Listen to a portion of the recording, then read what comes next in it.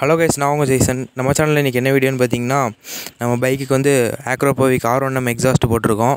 இன்றைக்கி அதோட சவுண்ட் எப்படி இருக்குது, அதோட இது எப்படி நம்ம ஃபிட் பண்ணியிருக்கோம், அப்புறம் இதோட RPM லாக் எப்படி இருக்குது, பப்ளிக் ரியாக்ஷன் எப்படி இருக்குங்கிறத பற்றி தான் நம்ம இந்த வீடியோவில் பார்க்க போகிறோம். ஓகே கைஸ், அப்படியே வாங்க நம்ம வீடியோக்குள்ளே போயிடலாம். இந்த ஏரியாவில் அவன் தான் சார் பெரிய பெரிய நம்மளாம் அவனை தொட கூட முடியாது சார். இப்போ நான் தான்டா ஊரோட டாப்பில் இருக்கிறேன். மற்ற எல்லாவனுமே எனக்கு கீழே தான். எந்த சைடுன்னு ஆயிடுச்சுன்னா அவனால என் மயிரை கூட விட முடியாது.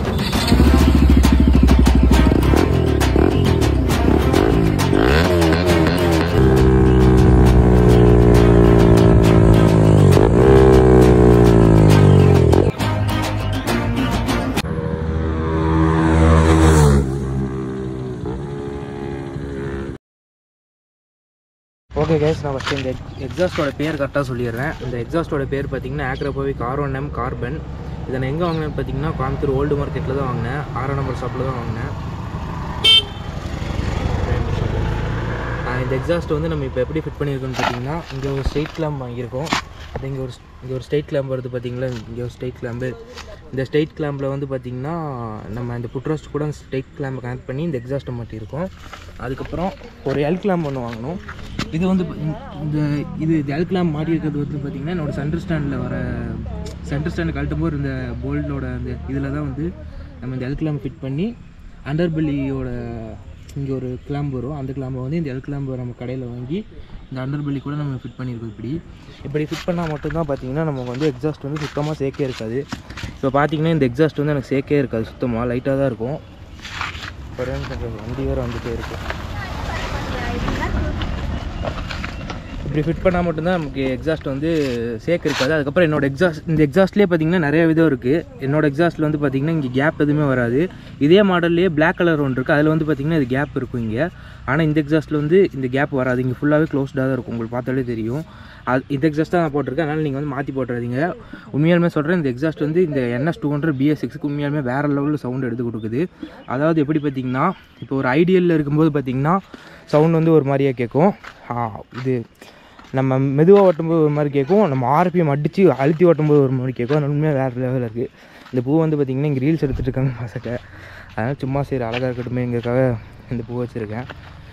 ஓகே கேஸ், நான் இப்போ பைக்கை ஸ்டார்ட் பண்ணி உங்களுக்கு எக்ஸாஸ்ட் நோட் காமிக்கிறேன்.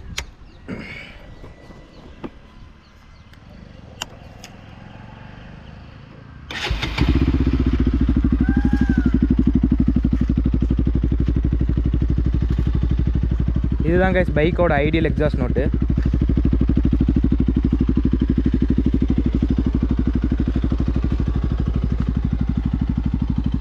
ஐடியலில் இருக்கும்போது பார்த்திங்கன்னா இப்போ நம்ம டிராஃபிக்கில் ஒரு 4 வண்டி சுற்றி ஆட்டோ நம்ம பைக்லாம் நார்மலாக நின்று இருக்கும்போது பார்த்திங்கன்னா நம்ம எக்ஸாஸ்ட் சவுண்ட் வந்து அவ்வளோ கேட்காது. அதாவது போலீஸ்க்குலாம் வந்து பக்கத்தில் நின்னாலும் தெரியாது, ரொம்ப பக்கத்தில் வந்து மட்டும் தான் கேட்கும்.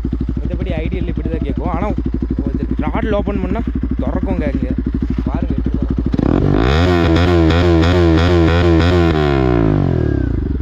த்ராட்டில் ஓப்பன் பண்ணால் உண்மையாலுமே வேறு லெவலில் ரெஸ்பான்ஸ் இருக்குது.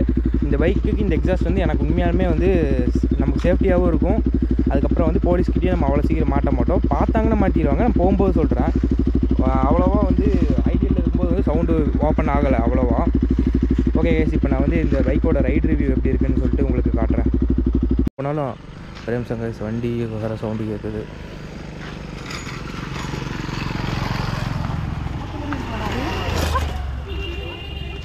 ஓகே அது இப்போ வந்து அப்புறம் பைக்கோட பெர்ஃபார்மன்ஸ் பார்த்திங்கன்னா டாப் ஸ்பீடு வந்து பார்த்திங்கன்னா ஸ்டாக் எக்ஸாஸ்ட் போட்டிருக்கும்போது 152 வரைக்கும் தான் வீடியோ போட்டிருக்கேன். ப்ரோ நீங்கள் ப்ளூ பாயா ப்ரோ? ஆமாம் ப்ரோ. உங்கள் சப்ஸ்கிரைபர் ப்ரோ. Thanks bro. இல்லை ப்ரோ வீடியோ பண்ணிட்டு இருக்கீங்களா? ஆமாம் ப்ரோ, எக்ஸாஸ்ட் போட்டிருக்கேன், அதான் ப்ரோ வீடியோ எடுத்துகிட்டு இருக்கேன். Okay bro. விளாகில் வரீங்களா ப்ரோ? சரி ப்ரோ, எடுத்துக்கோங்க ப்ரோ. ஓகே ப்ரோ, சரி போய்ட்டு bro. Thank you bro. Okay bro. Bye bro. Okay bro. Guys, நம்ம சப்ஸ்கிரைபர்ஸ் வந்துருந்தாங்க, அதான் நம்மளை பார்த்து பேசிட்டு போனாங்க. ஏன் ப்ரோ இன்னும் போகலையே நீங்கள்? கைஸ், அப்புறம் இந்த எக்ஸாஸ்ட் போட்டதுக்கப்புறம் பைக்கோட பெர்ஃபார்மன்ஸ் பார்த்தீங்கன்னா இப்போ ஸ்டாக் எக்ஸாஸ்ட் போட்டிருக்கும்போது 3000க்கு அப்புறம் 4000 RPM தாண்டினதுக்கப்புறம் தான் வந்து பார்த்திங்கன்னா கியர் சேஞ்ச் பண்ணுற மாதிரி வரும். ஆனால் இப்போ வந்து பார்த்திங்கன்னா 3000 to 2500லேயே வந்து கியரில் நம்ம சேஞ்ச் பண்ணிக்கலாம். கியர் அடிக்கிறதில்ல, செயின் அடிக்கிறதில்ல.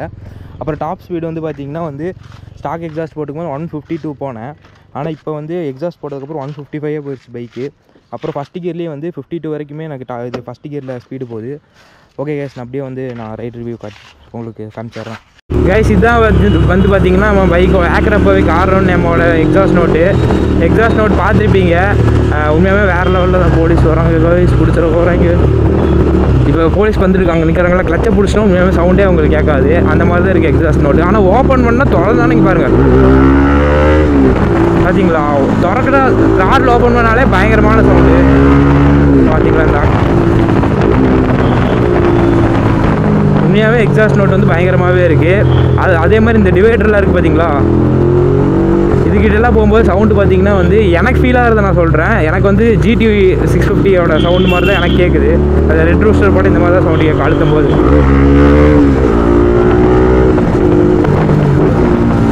பார்த்தீங்களா?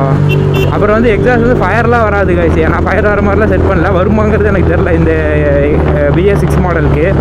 ஆனால் வந்து வெடிக்குது, பட்டுன்னு வந்து அடிக்கடி வெடிக்குது. ஆனால் ஃபயர் வரல. இதுதான் கைஸ் ஆக்ரப்பாவிக் R1M கார்பனோட எக்ஸாஸ்ட் நோட்டு. ஓகே கைஸ், நம்ம நெக்ஸ்ட் வீடியோவில் வந்து அப்புறம் இன்னொன்று சொல்ல மாட்டேன் கைஸ். அப்புறம் இந்த எக்ஸாஸ்ட் போடுறவங்க வந்து ரவ் மேட்சிங் கற்றுக்கோங்க. ரவ் மேட்சிங் கற்றுக்கிட்டால் மட்டும்தான் எக்ஸாஸ்ட் போடுறதுக்கே ஒரு வேல்யூவாக இருக்கிற மாதிரி இருக்கும். பாருங்கள், கியர் கட்டிங் வந்து உண்மையாக வேறு லெவலில் இருக்குது. அதனால் வந்து ரவ் மேட்சிங் கற்றுக்கிட்டு எக்ஸாஸ்ட் போடுங்க. உண்மையாகவே வந்து ஒரு ஒர்த்தாக இருக்கும். ஏன்னா நம்ம ஒவ்வொரு கியர் அப் ஷிஃப்ட்டுக்கும் டவுன் ஷிஃப்ட்டுக்குமே அந்த ரவ் மேட்சிங் சவுண்டு உண்மையாகவே எக்ஸாஸ்ட் போட்டிங்கன்னா வேறு லெவலில் இருக்குது ஃபீலு. ஓகே நான் இதோட வீடியோ எண்ட் பண்ணிக்கிறேன். நம்ம அடுத்து வந்து ரவ் மேட்சிங் பற்றியே நான் ஒரு வீடியோவே உங்களுக்கு தெரியாதவங்களுக்கு மேக் பண்ணி போடுறேன். முடிஞ்சால் நம்ம வீடியோவை பாருங்கள். ஓகே நான் இதோட வீடியோ எடிட் பண்ணிக்கிறேன். Bye guys.